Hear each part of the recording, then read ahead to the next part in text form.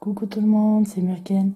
Alors je vous retrouve aujourd'hui pour la revue de The Good Tarot que m'a offert ma chère Tulsa. Alors elle m'a beaucoup gâtée parce que je voulais vous montrer aussi ce qu'elle m'a envoyé. Et c'est un très beau cœur. Voilà, donc j'en voulais un comme ça et encore une fois elle est tombée dans le mille. Donc voilà, merci encore ma puce, je suis trop contente. Et donc j'ai reçu The Good Tarot, entre autres elle m'a beaucoup gâtée en ce moment et elle savait que je le voulais et elle me l'a commandé, donc j'ai eu ça dans ma boîte aux lettres cette semaine. J'ai pas pu faire la revue avant, mais j'ai pas mal de jeux en fait que j'ai reçus, mais en ce moment c'est encore difficile pour moi, des moments difficiles pour arriver à faire des vidéos. Alors, c'est le premier tarot sorti par Colette Baron-Reid. Donc, elle a sorti pas mal d'oracles qui sont superbes. Et c'est la première fois qu'elle sort un tarot. Et donc, il est sorti aux éditions H Lifestyles. Voilà, il est sorti en anglais. Mais c'est un jeu vraiment magnifique. Donc, il est tout frais. Il est sorti il y a quelques jours. Et donc, on l'a reçu dans la boîte aux lettres. Donc je vais, avant de vous montrer, vous voyez la boîte avec des petites étoiles et tout. Donc c'est une boîte assez dure. Et donc vous avez les cartes du tarot qui sont en format de cartes oracle. Le format classique qu'on a l'habitude d'avoir avec les oracles. Donc voilà le petit livret qui est vendu avec. Donc vous avez derrière un petit mot, un petit paragraphe sur l'auteur. Et vous avez aussi un petit peu une bibliographie de son boulot. Donc les livres qu'elle a fait, ses programmes audio et ses jeux de cartes. Donc il y a les The Enchanted Map, Oracle Cards, The Wisdom of Avalon, Wisdom of the Hidden Realms, Oracle Card, Wisdom of the Oracle Divination. Donc vous en avez vraiment pas mal et ils sont toujours très bien faits et très jolis. Donc on commence par une introduction écrite par l'auteur avec son histoire avec le tarot, pourquoi elle a voulu créer ce tarot maintenant. Ensuite, comment on doit travailler avec son tarot, la façon dont on doit, l'approche qu'on doit avoir. Et ensuite, on a les cartes qui nous sont proposées, donc l'explication. Donc, on va avoir l'explication des personnages de cours, les relations qu'elle a fait avec les chiffres, avec les signes du zodiaque, donc là c'est pas mal. Elle explique dans les suites des arcanes mineurs ce que représente en principe un as, le 2, le 3, etc. Donc là c'est pas mal pour l'approche de ceux qui ne connaissent pas. Bien sûr après il est en anglais, donc il faut quand même avoir certaines notions pour pouvoir travailler. Et donc vous avez ensuite la carte, c'est un petit paragraphe qui va venir expliquer ça. Donc il faut savoir que pour les suites ici, les arcanes mineures, on ne va pas avoir les deniers, les bâtons, les épées, les coupes comme on a l'habitude, mais on va avoir plutôt le nom de l'élément auquel il se réfère. Donc on va avoir l'air, la terre, l'eau, le feu. Donc voilà. Ensuite, comment faire les tirages et comment faire la lecture des tirages. Donc elle nous montre un petit peu comment on doit considérer les cartes quand elles tombent. Donc on a quelques exemples et on a un petit message de l'artiste.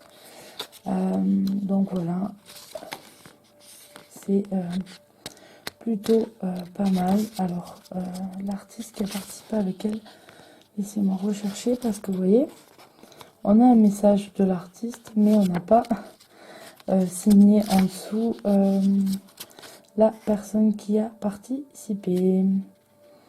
Donc,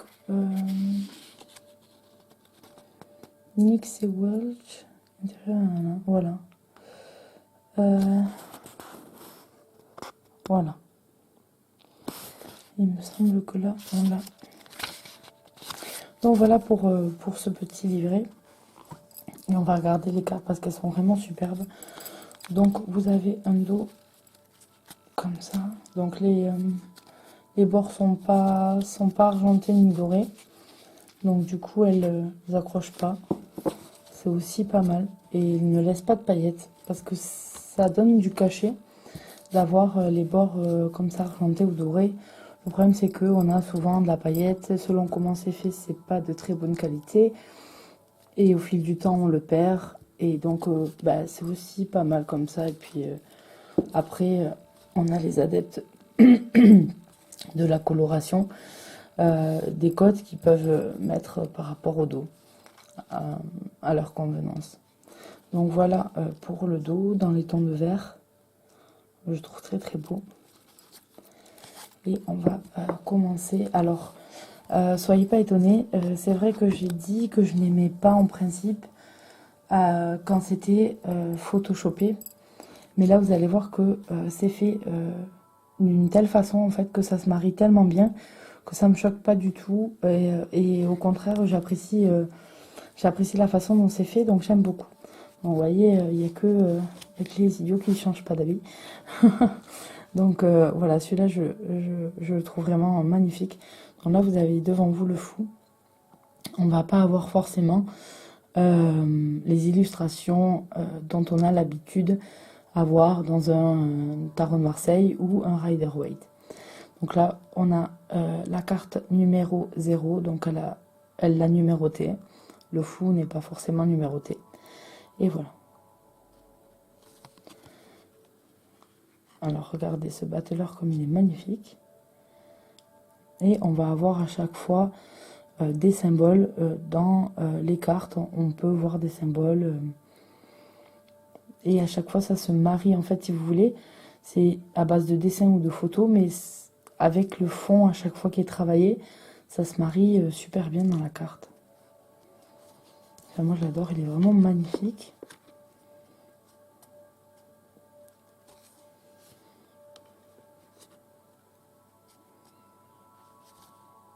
Et on garde les mêmes coloris pour le couple. Là, on a l'empereur qui a une tête de lion. Habillé richement avec de l'or. Et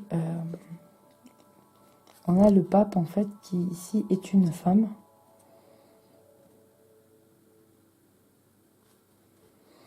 Et regardez tous les symboles qu'on peut avoir sur la carte.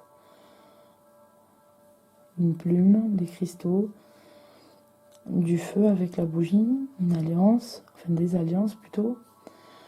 On a une étoile, on a un croissant de lune, on a des ailes, on a quelqu'un qui porte une couronne. Vous voyez un petit peu tout ce qu'on a. Donc on peut pas mal réfléchir sur les cartes. Alors là, les amants, la carte s'appelle Amour. Et donc on a cette femme qui fait l'acier sur un lion. Et donc voilà, on a un signe astro ici, on a d'autres lions ici, et on a un signe élémentaire là. Voilà. Le char. La force. L'ermite, alors on voit juste un visage ici qui est caché. Et on a surtout cette porte fermée avec une serrure et des multiples clés. Donc il y a même... Non, deux serrures. Il y en a une petite ici. J'aime bien le fait qu'il n'y ait pas de personnage aussi. ou très peu, on sent qu'il se cache peut-être derrière. Et, voilà, ça peut expliquer un petit peu aussi l'ermite, ce questionnement, savoir, etc., trouver des solutions, voilà, se poser beaucoup de questions et qui serait pour trouver la bonne clé en fait. Donc j'aime bien. Voilà la roue. Alors elles sont brillantes et du coup, voilà, avec la lumière on voit, ça fait des reflets. La justice. Le pendu. Et en fait, il est magnifique ce pendu.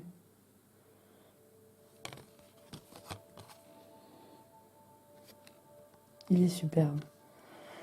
La mort qui en fait ici a été renommée en transformation, ce qui est très bien aussi.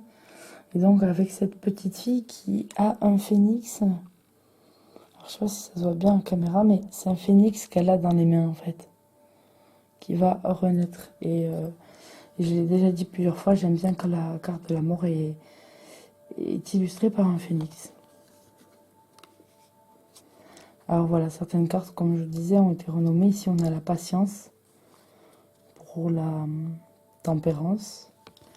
Le diable est devenu la tentation. Donc la tentation, c'est assez sympa ici parce qu'on a l'idée d'avoir croqué la pomme. Mais on croque la pomme, en fait, on a un cœur. Vous voyez dedans? C'est super bien fait. Regardez la tour, comme elle est magnifique. On dirait un petit peu ce qu'on retrouve dans les univers fantasy qu'on peut avoir ou certains jeux vidéo, etc. C'est très beau. Donc voilà, l'étoile. La lune qui est l'illustration de la boîte. Oh, excusez-moi, je baille, mais j'ai eu une dure journée. Le soleil. Le jugement qui ici s'appelle l'appel. Et le monde. Et là, on voit en fait la Terre et les autres planètes qui sont associées et à côté. Elle est magnifique cette carte aussi. Voilà, les illustrations sont vraiment superbes, les couleurs et tout. C'est vraiment un jeu magnifique, magnifique. Alors ensuite on passe donc au signe d'air. Donc j'ai pas encore fait de tirage avec ce jeu parce que je voulais le garder justement pour faire la revue. Et donc elles sont dans l'ordre exact où l'auteur a décidé de le ranger, donc en mettant les cartes de cours en premier. Donc là on a le valet. Les cavaliers ici sont appelés les messagers. Donc on a un petit peu une corrélation d'idées, par exemple avec le normand, où le cavalier est un messager. Là, la reine et le roi.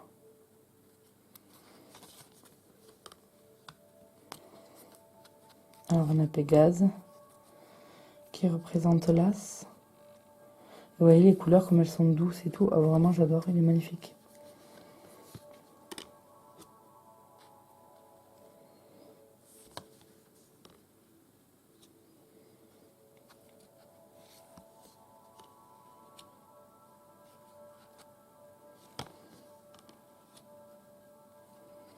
Alors comme les cartes sont assez grandes et on n'a pas réellement de bordure, on en a une toute petite comme ça mais qui s'efface parfois un petit peu pour laisser la place à l'illustration. Du coup on peut vraiment apprécier chaque carte quoi.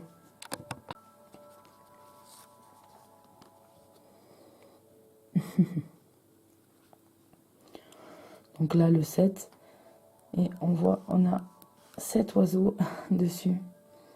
Différents oiseaux. Canards, des oies, des colombes. Le 8. Et donc là, j'imagine qu'on peut avoir 8 plumes. 1, 2, 3, 4, 5, 6, 7 et 8. Voilà. Donc à chaque fois, on a quand même la numérologie sur l'illustration. Et on n'a pas systématiquement, vous allez voir, je sais pas si vous avez fait attention, on n'a pas la même bordure pour tous. Vous voyez là, chaque fois, on change un petit peu. C'est pas une... les bordures dans les cartes sont presque inexistantes, mais elles y sont et elles varient en fait. Donc là, on va passer au feu et donc vous voyez qu'on change de thème de couleur.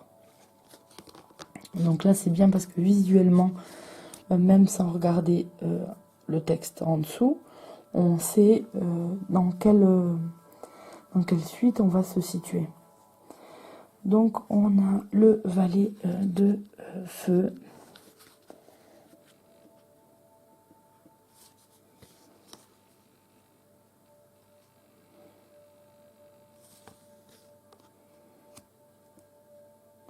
Les belles 7 reines de feu.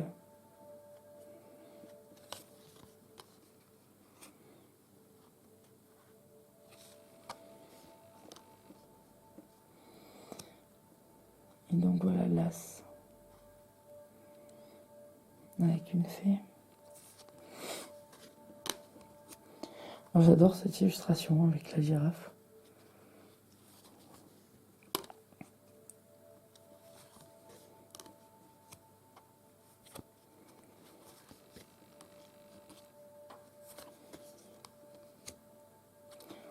Celle-là aussi est très belle. Il est vraiment très très très beau ce tarot. Alors celle-là elle est magnifique. Forcément dès qu'il y a des animaux par exemple je me sens beaucoup plus attirée. Mais celle-là aussi, il y en a plein vraiment.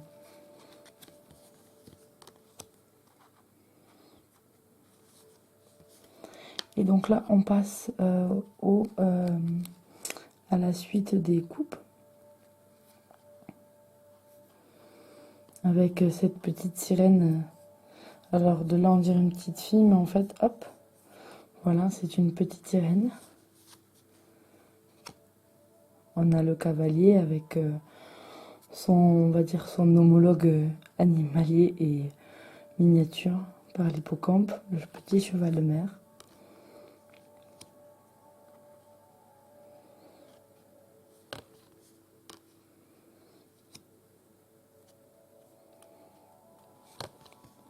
Et donc on le retrouve ici. L'as, il est magnifique.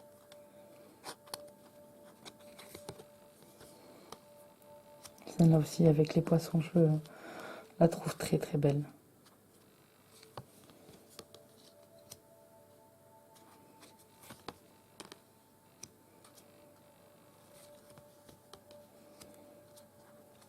C'est un super jeu.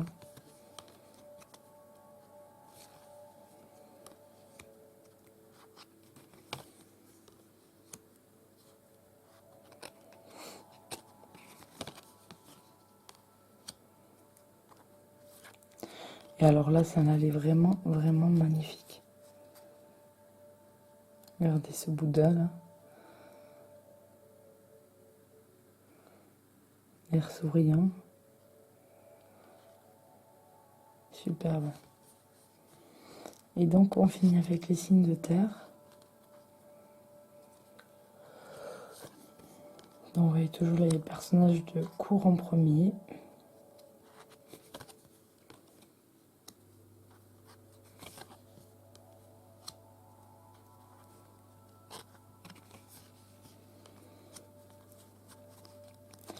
Et voilà l'as. Il est superbe vraiment. Vraiment. Ce cerf. Avec un trèfle à 4 feuilles au-dessus.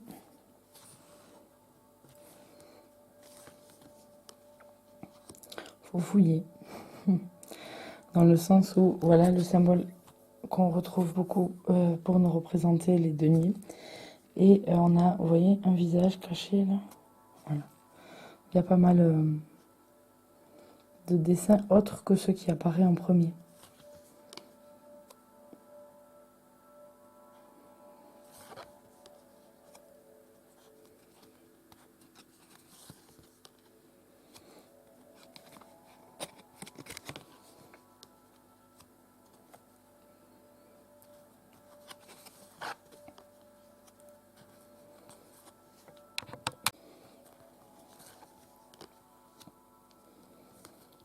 un peu au violoncelle.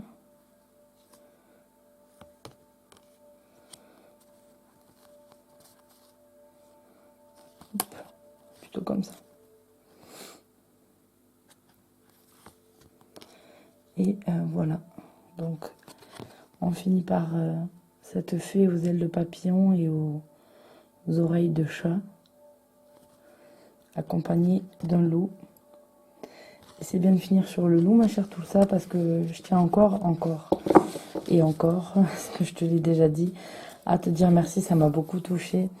Mais bon, on parle assez pour que tu saches tout ça, mais vraiment ce jeu, merci beaucoup parce qu'il est vraiment superbe et il me tarde de pouvoir m'en servir. Maintenant c'est bon, la revue est faite et je vais pouvoir prendre le temps de m'en servir comme il faut et il est vraiment, vraiment magnifique. Donc voilà, ça fait plus d'1 an que j'ai vu qu'il allait sortir et ça me touche beaucoup que ça soit toi qui me l'ai offert. Voilà, donc je te fais de gros bisous et puis je vous fais de gros bisous à tous et je vous retrouve très bientôt pour une nouvelle vidéo. Bye bye.